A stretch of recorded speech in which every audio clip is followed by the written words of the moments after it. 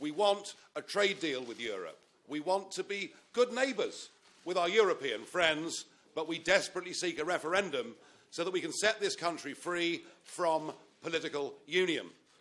And there is no third way. There is no renegotiation of any value that is to be had in Brussels. Now, our position is perfectly clear. We want our country back. We want an Australian-style point system so that we can choose the quantity and type of people who come to live, work and settle in our country. So we simply won't allow foreign criminals to come into this country.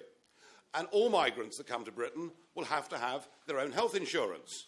And nobody will be able to access the benefit system until they've been in Britain for 5 years, paid their taxes and obeyed the law. Something, of course, that is, again, only possible outside membership of the European Union. We're still campaigning for no tax on the minimum wage up to earnings of £13,000 a year. We want to raise the threshold at which people start paying 40p tax to £55,000 a year. We want to introduce a new 30p tax band for those earning between £45,000 and £55,000 a year. And, of course, we want to remove inheritance tax, which is now one of the biggest barriers to young people getting on to the housing ladder. We have pragmatic plans to put forward savings which, by the end of the next Parliament, would amount to £32 billion a year. We do that by radically cutting the foreign aid budget. We do it by ending EU contributions, which are wholly unnecessary to us doing trade. We do it by scrapping vanity projects such as HS2. And we do it by revisiting the Barnett formula, despite the fact the other three parties are sworn to maintain it.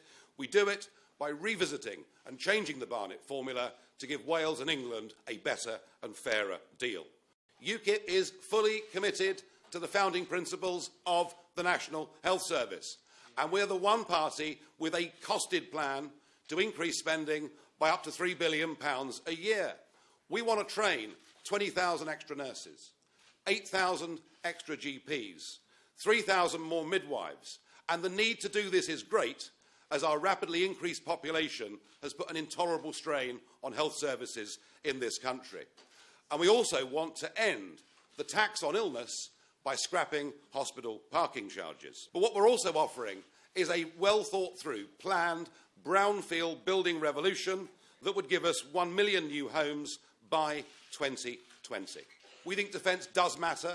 We think it's there in the hearts of the British people.